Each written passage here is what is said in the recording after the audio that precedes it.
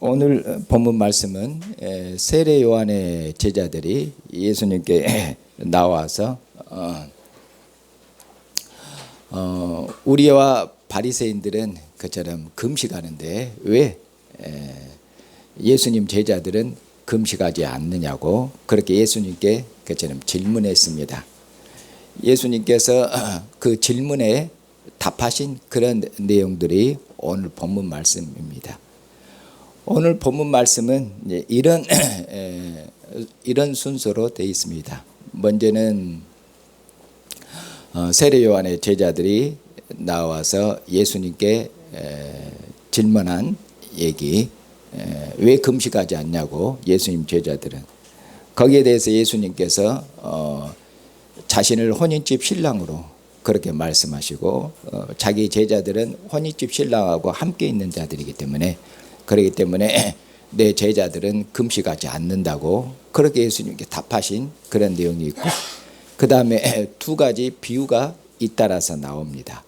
첫 번째 비유는 생배 조각을 헌옷에 붙이는 자가 있느냐 없다 그런 자들은 그리고 새 포도주를 헌 가죽 부대에다가 넣으면 안 된다 이렇게 두 비유를 통해서 예수님께서 대답하신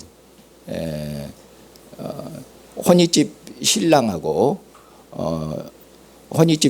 함께 있는 동안에는 그처럼 금식할 수가 없는 것이라고 말씀하고 나서 두 가지 비유를 통해서 금식해서는 안 된다는 그것을 그처럼 강조하시는 그런 내용으로 되어 있습니다. 이것이 오늘 본문 전체의 그런 내용이고 그런 순서고 틀입니다. 자, 그러면은 오늘 본문 말씀 시작하는 부분을 보십시다.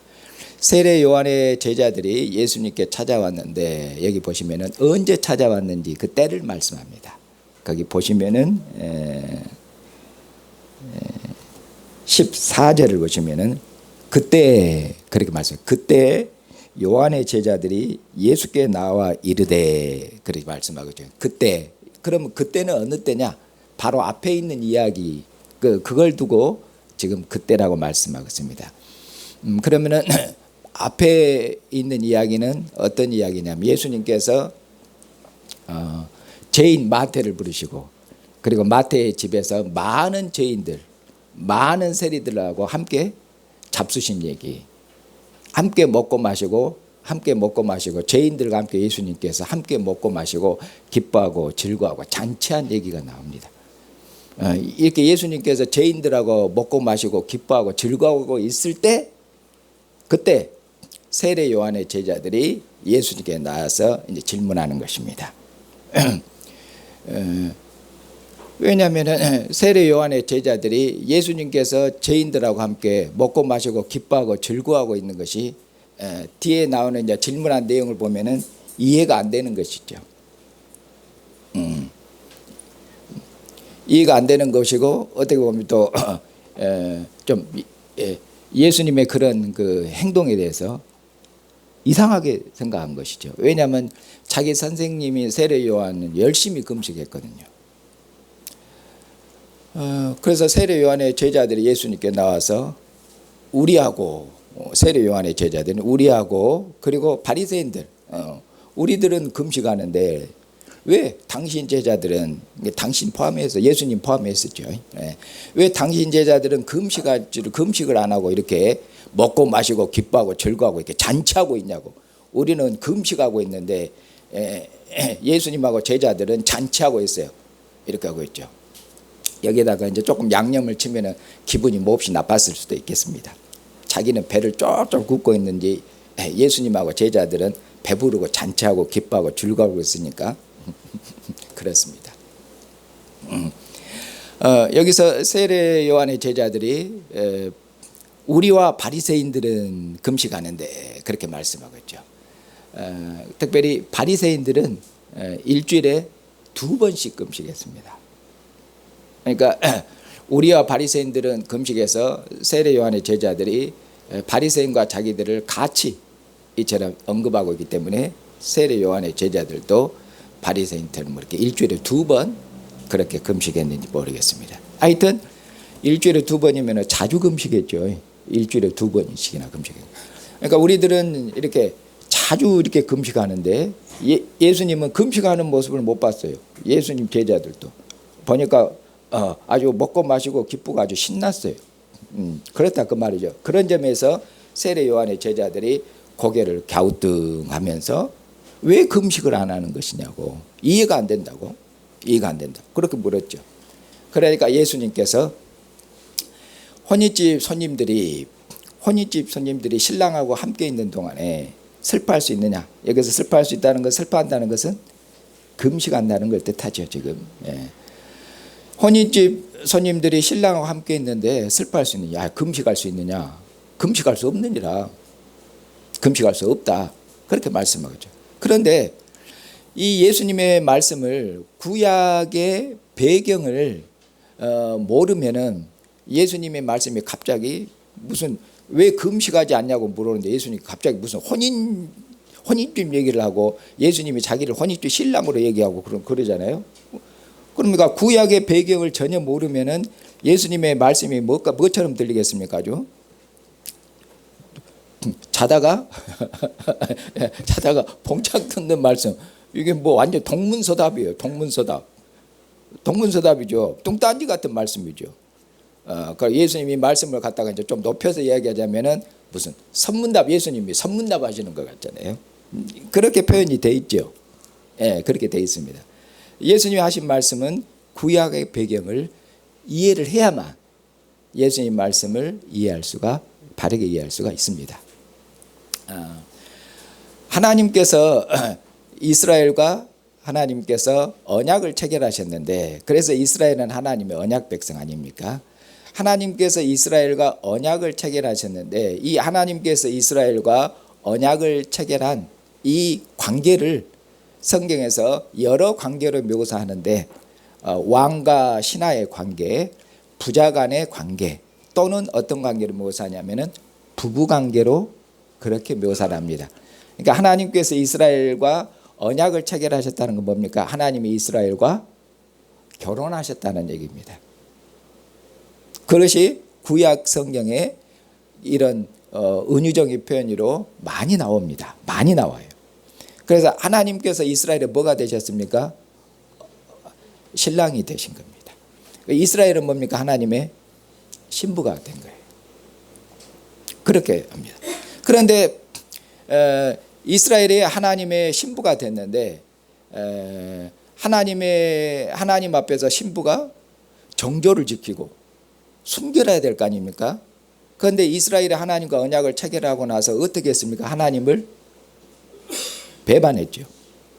하나님을 섬기는 게 아니라 우상을 섬기고 바알을 섬기고, 우상을 섬기고 바알을 섬기고, 그렇게 해서 하나님 앞에 뭘 했냐면은 하나님 앞에 음행했다고 그렇게 말씀합니다. 영적 음행이라고 그러죠. 하나님 앞에 음행을 저질렀어요. 그래서 하나님께서 음행한 이스라엘과 하나님께서 이혼하십니다. 구약 성경에 이런 전부 이제 표현이고 배경입니다. 음행한 여인하고 이혼해야 돼. 하나님께서 이스라엘과 이혼하시고, 그리고 하나님 앞에 음행한 이 더러운 여인, 음행했으니까 더럽고 부정한 여인이죠. 하나님께서 이 여인을 그처럼 바벨론으로 사로잡혀 가게 하시고, 그리고 이방의 이처럼 종이 되게 하시고, 하나님이 이방 땅에 이스라엘을 던져버리십니다. 그렇게 해서 하나님께서 음행한 이스라엘이 모든 수치와 조롱과 멸시를 당하도록, 실은 하나님께서 이렇게 모든 수치와 조롱과 멸시를 당하도록 또 하나님이 이렇게 징계하신 것은 이스라엘을 돌이키도록 하기 위함인데, 이스라엘은 돌이킬 줄 모르는 아주 그런 돌이킬 줄 모르는 그렇게 아주 뻔뻔한, 음행을 해놓고도 뭘 잘못했는지 모르는 아주 그런 뻔뻔한 그런 그 아내예요. 그런데 하나님께서 음행한 이스라엘을 이렇게 하나님이 심판하셔서 모든 수치와 조롱과 멸시를 당하도록 하나님 그렇게 하시는데, 그런데 하나님께서 때가 되면은 어느 때냐면 하나님이 종말에 그렇게 말, 하나님이 종말에 하나님께서 이 음행한 여인을, 이 음행한 이스라엘을, 자기 백성을 하나님께 어떻게 하십니까? 하나님께서 불쌍히 여기십니다. 하나님이 불쌍히 여기시고 하나님이 긍휼히 여기셔요. 그렇게 해서 어쩝니까? 하나님께서 다시 이스라엘에게 다시 장가 가신다고 그렇게 말씀하셔요. 이혼했으니까 이제 하나님께서 이스라엘을 다시 긍휼히 여기셔서 하나님이 이스라엘에게 다시 장가 가시고, 그리고 하나님이 이스라엘의 모든 수치와 조롱을 제거하시고, 그리고 하나님의 영광으로 이스라엘을 영광스럽게 하나님이 하시고, 그리고 하나님의 이제 하나님의 신부로서 이스라엘이 하나님 앞에 그처럼 신실하고 단정한 신부가 될 수 있도록 하나님이 그렇게 하시겠다고 그렇게 말씀을 하셔요. 대표적으로 구약 성경 어디에 나오냐면은 호세아서 2장에 보시면은, 호세아 2장을 보십시다.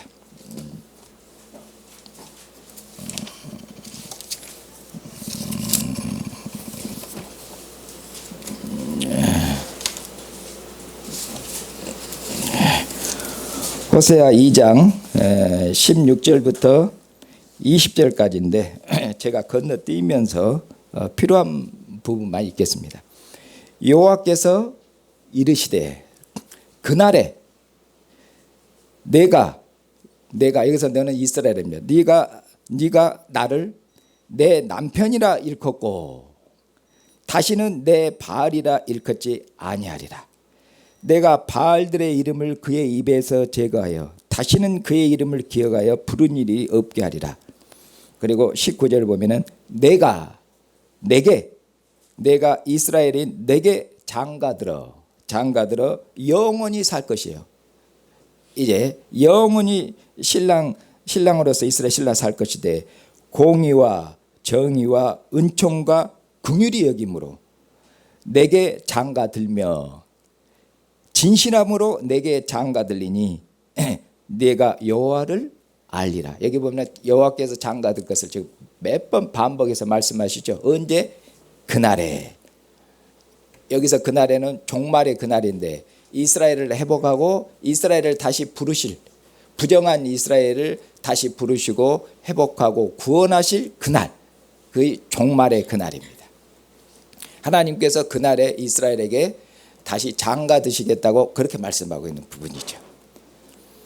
그런데 예수님께서 여기 보면은 구약 성경에서는 누가 이스라엘에게 장가 드십니까? 지금 말씀하시기를 여호와 하나님께서 이스라엘에게 다시 장가 드실 것을 말씀하고 있지 않습니까? 그런데 예수님께서 지금 뭐냐면은 여호와 하나님이 장가 드신 것이 아니라 여호와 하나님을 뭘로 대체했냐면 여호와 하나님이 이스라엘 신랑인데 이제는 예수님이 여호와 하나님이 아니라 예수님이 지금 혼인주 신랑으로 말씀하고 있잖아요. 그러니까 하나님께서 아들 안에서 이스라엘에게 지금 장가 드신 것이죠. 하나님의 아들이 이스라엘에게 장가 드신 것이 곧 이 하나님 아버지께서 장가 드신 것이다, 그 말씀입니다. 왜? 이분은 하나님으로부터 정권을 위임받아서 보냄을 받은 아들인데, 하나님으로부터 정권을 위임받아 보냄받은 아들이기 때문에 아들이 온 것은 누가 오신 것입니까? 하나님이 오신 것이에요. 그렇기 때문에 하나님의 아들 그리스도께서 장가 되신 것은 곧 하나님께서 장가 되신 것과 같은 것이에요. 그래서 이제 이처럼 종말의 그날이 이제 이르렀습니까? 안 이르렀습니까? 이르렀습니다. 이제 하나님께서 하나님 앞에 범죄해서 이방인의 종이 되어 있는 그자는 자기 백성들, 더러운 백성들, 부정한 백성들이에요. 부정한 백성들. 이 백성들을 하나님께서 어떻게 하셨습니까? 긍휼히 여기셨습니다. 불쌍히 여기셨습니다. 그래서 하나님께서 하나님의 아들을 이처럼 자기 백성 중에 보내셨고, 그리고 하나님께서 이 아들을 통해서 어쩝니까? 하나님께서 죄인들을 부르고 계시지 않습니까? 여기서 이 죄인들은 이스라엘 죄인들이에요. 일단은 이방인 죄인들이 아니라 죄인들, 하나님 앞에 범죄해서 음행한 죄인들, 하나님께서 아들을 통해서 그들의 죄를, 음행한 이스라엘의 죄를 용서하시고 그들을 불쌍히 여기시고, 그리고 뭡니까? 왕과 함께 왕의 식탁에서 함께 먹고 마시고 기뻐하고 즐거워할 수 있도록 이렇게 큰 생명과 영광을 그처럼 베푸시는 것이죠. 그처럼 하나님께서 이처럼 아들을 보내셔서 이 아들을 통해서 어쩝니까? 하나님께서 이스라엘의 모든 병자들을 치료하셨다고 말씀하겠죠. 하나님께서 이 아들을 통해서 이스라엘의 모든 귀신 들린 자들을 귀신의 권세로부터 해방시켰지 않습니까? 병이 들거나 귀신 들린 거라 하면 그것은 전부 다 음행한 음료처럼 그건 다 부정한 것입니다. 이스라엘에 병든 자가 많고 귀신 들린 자들이 많은 것은 그런 것이 아닌, 그건 뭐냐면은 그들이 하나님 앞에 지금 범죄했기 때문에, 하나님 앞에 범죄했기 때문에 이스라엘 중에 이처럼 많은 병자들이 있고 많은 귀신 들린 자들이 있는 것입니다. 그런데 하나님께서 이스라엘에게 이제 부정한 여인이 이스라엘에게 하나님이 장가들로 오셨습니다. 불쌍히 여기셔서 하나님께 아들 안에서 그들을 정결케 하시려고 오셨습니다. 하나님께서 아들 안에서 그들의 죄를 용서하시려고 오셨습니다. 하나님께서 아들 안에서 그들의 모든 부정과 더러움과 추함을 제거하시고, 그리고 하나님의 상에서 함께 먹고 마시고 기뻐하고 즐거워할 수 있도록 하나님께서 이처럼 풍성한 은혜와 긍휼과 사랑을 베푸시려고 하나님께서 아들을 하나님께 이처럼 보내셨고, 하나님의 아들 안에서 이스라엘 중에 임하신 것입니다. 그래서 예수님께서 말씀하시기를 혼인집 손님들은 예수님 제자들을 두고 한 얘기죠. 그리고 혼인집 손님들이 신랑하고 함께 있는 동안 신랑은 예수님인 걸 알 수 있겠죠. 그래서 예수님께서 자기를 혼인집 신랑으로 말씀하고 있는 것이죠. 그러니까 하나님께서 종말에 이스라엘에게 장가 드신다고 했지 않느냐, 바로 그 예언이 지금 이루어지고 있다, 이렇게 주님이 말씀하는 것이죠. 지금 이루어져서 지금 하나님이 종말에 장가간, 하나님이 장가 드신 거죠. 하나님이 장가 드셨다, 이렇게 말씀하고 있죠. 종말에 이제는 이스라엘의 회복의 때가 됐고, 하나님이 부정한 이스라엘을 하나님이 부르시고 구원하시는 때가 도래했다. 새로운 때가 도래했고 새로운 시대가 되었고, 이스라엘 모든 부정과 모든 더러움을 하나님이 용서하시고 하나님의 풍성한 은혜와 긍휼로 이스라엘을 부르시는 그런 때가 도래했다는 걸 말씀합니다. 그것이 예수님께서 자기를 혼인집 신랑으로 그렇게 말씀하고 있는 것이에요. 종말의 혼인 잔치가 이렇게 시작된 것입니다. 그리고 예수님 제자들은 이처럼 신랑이신 예수님과 처럼 함께 있기 때문에 그처럼 금식할 필요가 없는 것이에요. 금식할 필요가 없는 것이 아니라 어떻게 해야 되죠? 금식해서는 안 되는 것이에요. 슬퍼해서는 안 되는 것이에요. 누가 혼인집에서 그 슬피 울고 금식하고 있으면 그거 무슨 장례식장이지, 그거 혼인식장이에요. 혼인식장에서는 기뻐하고 즐거워해야지. 그래서 예수님께서 내 제자들은 슬퍼할 수가 없느니라, 이렇게 말씀하겠죠. 슬퍼할 수 없느니라, 금식할 수가 없느니라. 왜? 신랑과 한 거기 때문에 그렇게 말씀하겠죠. 그래서 주님께서 덧붙여 말씀하시기를 그러나 신랑을 빼앗길 날이 이를 것인데 그때는 금식할 것이니라, 이렇게 말씀하죠. 그러면 신랑을 빼앗길 날은 어느 때입니까? 여기서 신랑은 예수님입니까? 신랑을 빼앗길 날은 예수님의 죽으심을 두고 한 얘기죠. 신랑을 빼앗길 날인데 그것은 잠깐이죠. 예수님이 3일 동안 무덤 가운데 있었으니까. 예수님이 죽으셨을 때는 그때는 어떻게 해야 되겠어요? 제자들이 당연히 슬퍼해야 되죠. 그러죠. 예수님이 죽으셨으면 제자들이 슬퍼하고 금식하고 그래야 되겠죠. 그걸 말씀합니다. 이것은 또 예수님께서 신랑을 빼앗겨 금식할 이것을 또 금식을 갖다가 제도로 만들고 그러면 안 됩니다. 여기서 뭡니까? 신랑을 빼앗길 때가 있는데 그때는 뭡니까? 그때는 잠깐? 그때는 당연히 슬퍼해야 되는 것이죠. 그렇게 말씀하고 있는 것입니다. 그리고 나서 예수님께서 두 가지 비유를 듭니다. 그 생배 조각을 혼옷에다가 붙여갖고 깁는 사람이 누가 있냐? 그 어리석은 것이에요. 왜냐하면 그 새 옷을 생배를 혼옷에다 붙여서 깁게 되면은 이 생배 조각이 헌옷을 갖다 잡아당기게 돼가지고 찢어져 버려요. 찢어져 버려야 돼요. 지금 그 비유를 들고 있고, 또 한 가지 비유는 뭐냐면은 새술은 새부대에 넣어야 되는 거지. 만약 새술을 낡은 가죽부대, 낡은 이제 가죽부대입니다. 낡은 가죽부대에다가 새술을 넣게 되면 어떻게 되냐? 이제 가죽부대에다가 술이 들어가면 술이 시간이 지나면 어떻게 됩니까? 발효가 되는 것이죠. 발효가 되면은 가죽부대에 들어간 술이 점점 부풀어 오는 것이죠. 그러면 낡은 가죽부대가 점점 부풀어 오르니까 어떻게 되겠어요? 그 가죽부대가 터져버리는 것이죠. 터져버리는 것이에요. 그러니까 여기 보니까 비유를 지금 두 가지를 들고 있지 않습니까? 비유를 두 개 들었다. 성경에서는 둘하면 반복법이고 강조법이고 확실한 것이죠. 그럼 여기서 뭡니까? 여기서 새옷, 생배 조각과 헌옷이 나오고, 그리고 새 포도주하고 낡은 가죽부대가 나오죠. 그러면은 여기서 생배 조각은 뭘 뜻하겠습니까? 생배 조각은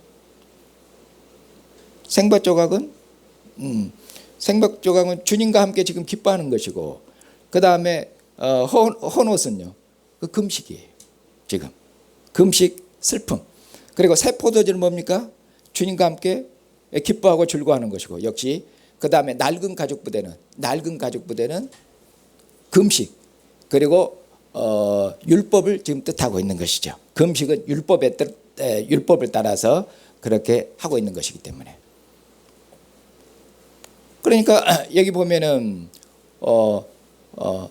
생배 조각과 헌옷은 어울리지가 않죠.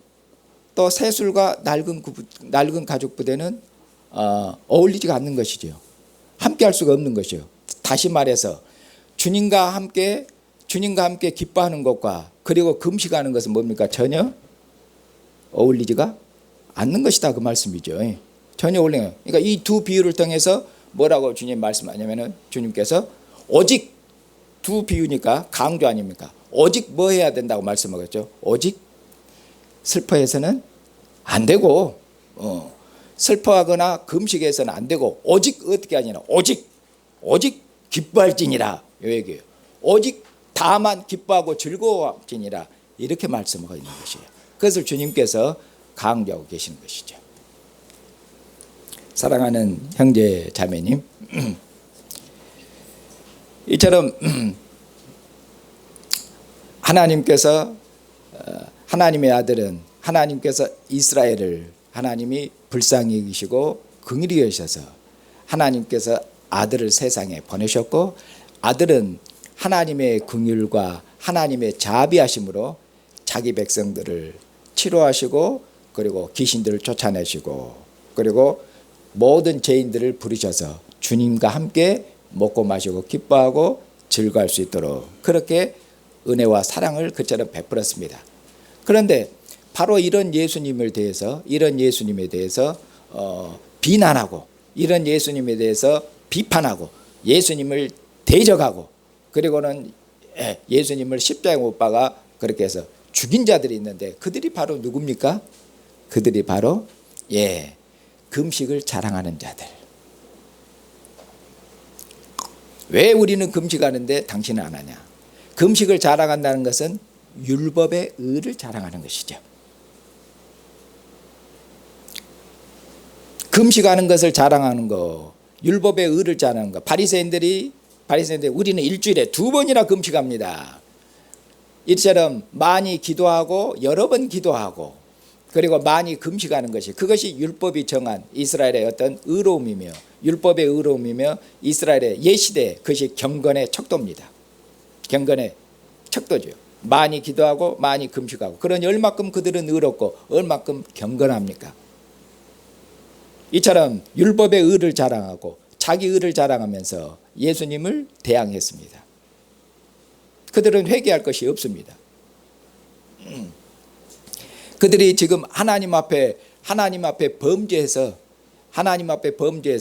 그들이 모든 이스라엘의 모든 영광을 잃고 이방인들에게 조롱거리가 되고, 이방인들의 조롱거리가 되고 멸시가 되고, 하나님의 영광이 땅에 떨어지는데도 그들이 일주일에 몇 번 하는 금식과 몇 번 하는 기도로 그들은 하나님 앞에 스스로 어떻게 생각했습니까? 의롭다고 생각한 것입니다. 율법을 따라서 이처럼 금식하고 기도하고 있으니 자기들은 의롭다고 경건하고 생각했고, 이렇게 세리나 마태와 같은 세리나 죄인들, 이런 자들은 죄인들이고 부정한 자들이고 가까이 해서는 안 되고 그들과는 교제해서는 안 되고 그들과 함께 식사해서는 안 된다고, 그리고 그들과 함께 식사하는 예수님을 갖다가 정죄하고 비난하고 비판하고, 그렇게 해서 예수님을 십자가에 못 박아 그들이 죽인 것입니다. 그러나 사랑하는 형제 자매님, 하나님께서는 십자가에 죽기까지 순종하시고 충성하신 이 아들을 죽은 자 가운데서 하나님께서는 살리시고, 그리고 하나님께서 이 아들을 어떻게 하셨습니까? 존귀케 하시고 영광스럽게 하셨습니다. 어떻게 영광스럽게 하셨습니까? 하나님의 모든 권세를 그에게 주셨습니다. 부활하신 주님께서 하늘과 땅의 모든 권세를 아버지께서 내게 주셨으니 이렇게 말씀하겠습니다. 이제 하늘과 땅의 모든 권세를 가지신 주님께서, 이전에는 뭡니까? 이전에는 예수님께서 부활하시기 전에는 그는 부정한 이스라엘 중에 파송받았고 하나님 앞에 그처럼 음행한 이스라엘을 위해서 보냄을 받았습니다. 그래서 예수님께서는 부활하기 전에는 범죄한 자기 백성들, 음행한 자기 백성들을 불러서 자기 상에서 먹고 마시고 기뻐하고 즐거워할 수 있도록 그렇게 하셨습니다. 그러나 이제 부활하신 주님, 영광을 얻으신 주님, 하늘과 땅의 모든 권세를 가지신 주님께서는 이제는 뭡니까? 이제는 범죄한 이스라엘만 부른 것이 아니라 이제는 누구를 부르십니까? 모든 민족들, 모든 이방인들 하나님 앞에 부정한 이스라엘만 부정한 것이 아니라 하나님 앞에 부정한 모든 이방인들, 모든 족속들, 모든 죄인들이요. 이런 모든 부정한 자들을 천하만민을 이제는 주님께서 부르십니다. 어디로 부르십니까? 주님의 상으로 부르십니다. 주님의 상으로 부르셔서 그렇게 해서 어쩝니까?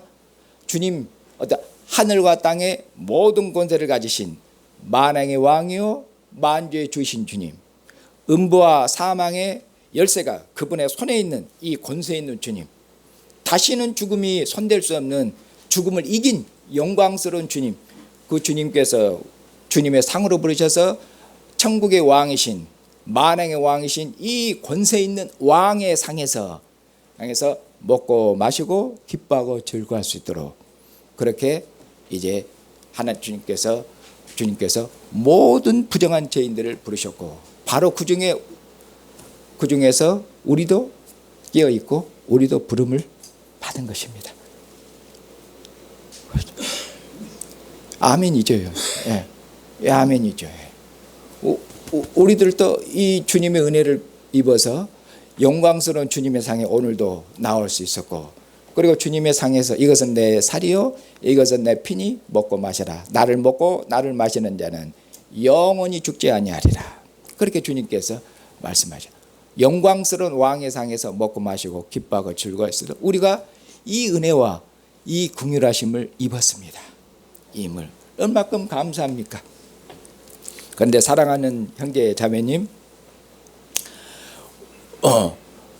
우리처럼 이처럼 하늘과 땅의 모든 권세를 가진 왕의 상에서 먹고 마시고 기뻐하고 즐거워할 수 있도록 이렇게 구원을 받고 이런 은혜를 받은 백성이 우리입니다. 그런데 이 왕의 상에서 그처럼 먹고 마시고 그러는데 이것이 우리에게 참으로 기쁨이 되지 않고, 오늘도 주님께서 우리를 주님의 상으로 부르셔서 먹고 마시고 기뻐하는 것은 잔치입니다. 교회는 일주일마다 그런 의미로 왕의 상에서 모여서 아들의 왕의 살과 피를 먹고 마시는 기쁨과 축제의 자리, 예배는 축제인 거예요. 왕의 상으로 왕의 상에 나와서 왕의 식탁에서 먹고 마시는 기쁨과 축제입니다. 그런데 이 왕의 상에서 먹고 마시는데 우리에게 실제적인 기쁨이나 실제적인 즐거움이 없어요. 잔치집에 가서 먹고 마시는데 기쁨이 없어. 그럼 어떻게 되는 겁니까 이거? 그냥 형식적으로 참여하는 것이에요. 그럼 우리가 일주일마다 왕의 식탁에 참여해서 먹고 마시는 이것이 우리에게 실제적인 생명이 되질 않고 그냥 일주일에 한 번 모여서 예배드리는 게 그것이 뭐가 되겠습니까? 그럼 그건 그냥 종교 행사, 좀 심하게 말하면 종교 이벤트, 단순한 종교 의식, 단순한 의식, 살아있는 의식, 생명 의식, 능력 있는 의식, 기쁨의 의식, 이 의식이 곧 생명인데 만약 왕의 상에서 기뻐하고 즐거워할 줄 모르면은 일주일마다 우리가 나와서 모이는 이것이 종교적인 습관밖에 안 되는 것이에요. 종교적인 간섭이고 종교적인 습관이에요. 이것은 실제적인 생명이 안 되는 것이에요. 실제적인 생명. 그러면 뭡니까? 실은 이것은 그냥 종교적인 이론이에요. 이론. 왕의 상에서 먹고 마시는 것이 그냥 이론이에요. 이론.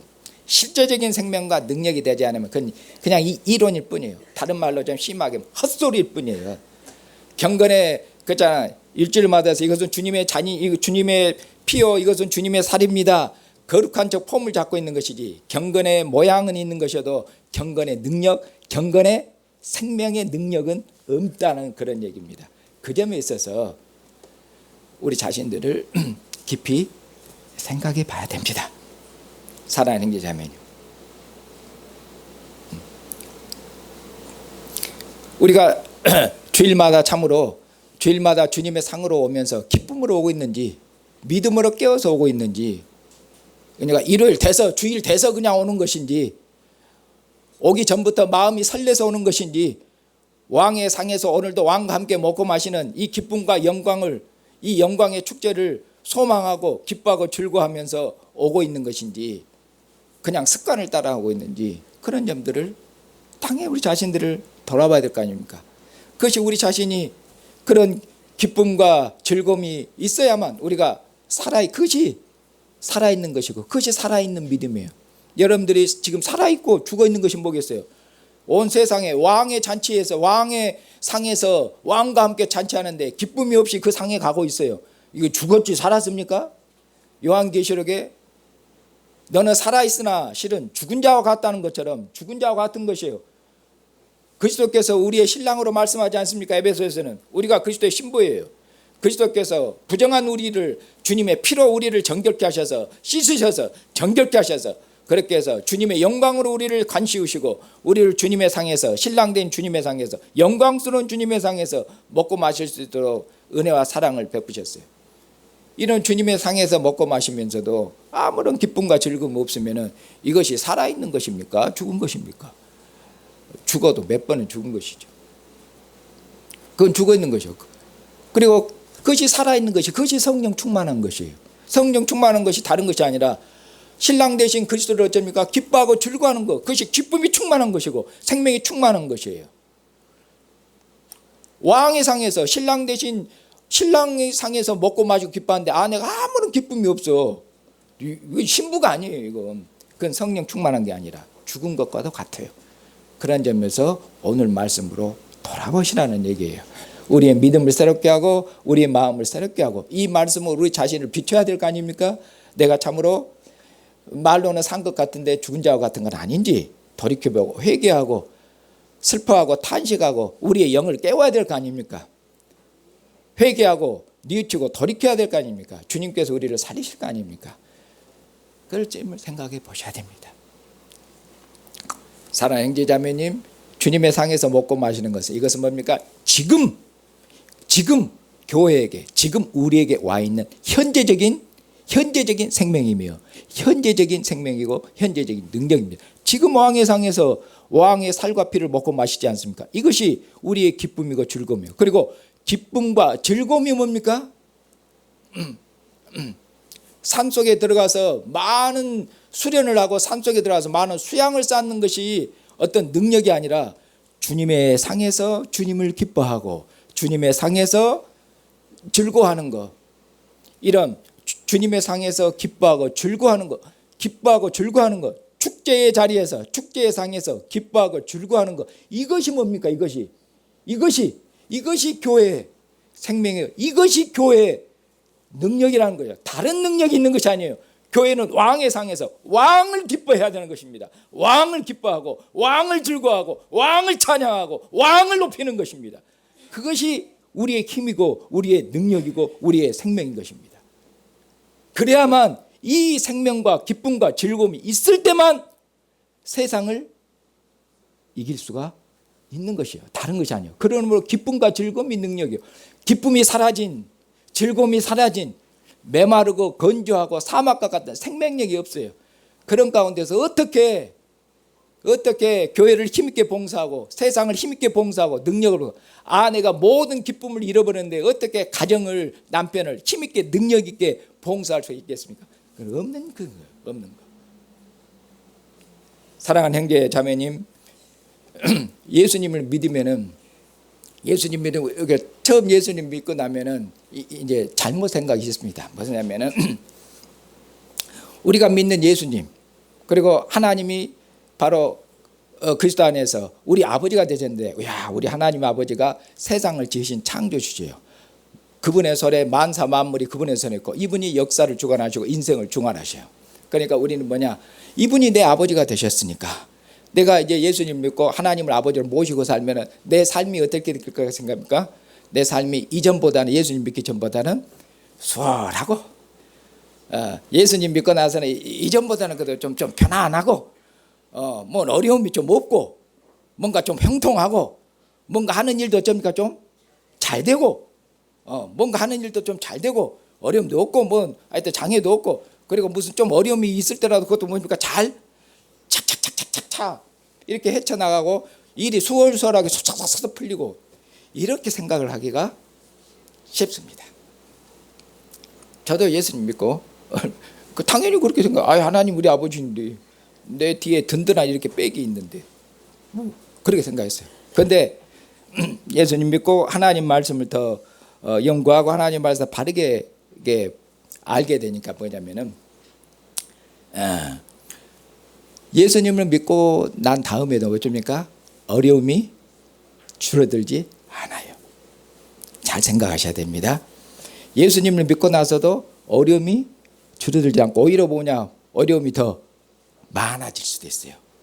왜냐하면 이전에는 제사 지냈는데 예수님 믿고 나서는 이건 뭐냐, 귀신한테 제사한 거 우상 숭배다 하고는 제사 안 드리면 이제 핍박도 맞고 어려움이 더 많아져요. 예수님 믿고 나서. 왜냐하면 예수님 믿고 나서는 뭐 예수님 믿기 전에는 그냥 편안하게 마음대로 그냥 세상 사람들에게 맞춰 살았는데 이제는 우리 왕을 기쁘게 하고 왕의 눈치를 봐야 되니까 안 해야 될 것들이 많아요. 그러니까 이전보다 더 어려움 많고 고난도 많고 장애도 많고 또 뭐냐, 어려움들이 술술술 풀리는 것도 아니고 그런 경우가 많아요. 성경은 우리가 예수님을 믿음을 통해서 우리의 미래에 앞으로 다가올 일들에 있어서 어려움들이 줄어들 것이다, 어려움들이 사라질 것이다, 슬픔이 없어질 것이다, 줄어들 것이다, 많은 장애와 이런 것들이 없어질 것이다, 이렇게 말씀하지를 않습니다. 성경은 어떻게 말씀하냐? 근데 성경 뭐냐, 예수님 믿고 나서도 많은 어려움이 있습니다. 많은 장애가 있습니다. 일들이 잘 풀리지 않고 이런 일들이 계속 생길 수 있습니다. 많은 슬픔도 있습니다. 슬픔도 있습니다. 많은 눈물도 있고 아픔도 있습니다. 많은 고난도 있어요. 그런데 뭐냐? 그런데 성경에서 말씀한 것은 이런 모든 것에도 불구하고, 우리에게 이런 모든 것이 있음에도 불구하고 뭐냐? 그리스도 예수 안에서 우리를 사랑하시는 하나님 아버지의 사랑으로, 그리고 지금 우리에게 와 있는 현재적인 능력, 어떤 능력? 지금 우리가 주님을 기뻐하고 우리 왕을 기뻐하잖아요. 왕을 즐거워하고 왕을 기뻐하잖아요. 하나님을 나의 아버지로 부르잖아요. 이것이 우리의 기쁨이고 이것이 우리의 즐거움이고 이것이 우리의 자랑이에요. 이것이 우리의 자랑입니다. 예수님이 우리의 자랑이고 우리의 힘이에요. 이런 왕의 상에서 먹고 마시는 현재적인 이런 기쁨과 현재적인 이 능력으로 모든 고난과 어려움과 슬픔과 아픔과 질병과 이런 모든 것들입니까? 이런 기쁨과 즐거움의 능력으로 기독교는, 교회는 이것을 능히 이겨낸다는 것이에요. 이것이 기독교예요. 이것이 기독교입니다. 다른 것이 아니라, 그래서 사도 바울께서는 로마서 8장 9절 그래요. 지금 현재일이나 장래일이나 죽음이나 천사들이나 하늘의 능력이나 높음이나 기쁨이나 낮음이나 이 세상 그 어떤 피조물일지라도 고난이나 슬픔이나 눈물이나 그 무엇일지라도 하나님의 사랑을 힘입어서 교회는 능히 이기는 것이라고 말씀하셨습니다. 교회는 이겨내는 것이에요. 고난이나 어려움이 줄어드는 것이 아니라 고난과 그런 어려움들이 아픔이 있을지라도 지금 주님께서 나와 함께 하시는 현재적인 능력으로 지금 내게 와 있는 주님을 기뻐하는 능력으로 주님의 상에서 먹고 마시는 이 생명의 축제의 능력으로 이기는 것이에요. 사랑하는 형제자매님, 주님이 오시면은 우리가 주님을 얼굴로, 우리 왕을 얼굴로 뵙게 될 것입니다. 얼굴로 뵙고 그리고 왕을 얼굴로 본 상황에서 왕과 함께 먹고 마시게 그처럼 될 것입니다. 그날을 소망하시면서 지금 왕을 기뻐하지 못하시면서 왕이 미래 오시는데 그 왕을 보고 기뻐하신다? 그게 좀 이상하지 않습니까? 그리고 지금 왕을 기뻐하는데 주님께서 오셨을 때 우리 보고 뭐라고 하시겠습니까? 너 그때 나도 기뻐하는데 내가 지금 이제 오니까 기뻐하냐? 말이 안 되지 않습니까? 말이 안 되지 않습니까? 말이 지금 주님을 기뻐하면서 미래 오실 주님을 기다려야 되는 것입니다. 주님 오실 그날을 소망하면서 주님과 함께, 주님께서 세상 끝날까지 주님의 영으로 우리와 함께 하십니다. 주님을 굳게 믿고 주님을 기뻐하고 즐거워하는 이 생명의 능력 가운데서 모든 어려움과 모든 아픔들을 이겨내시는, 그리고 우리 왕을 모든 사람들에게 능력 있게 힘 있게 증언하시는 주님의 신실한 증인들로, 주님의 신실한 아내들로 사시는 형제와 자매가 되시기를 주님의 이름으로 축복합니다.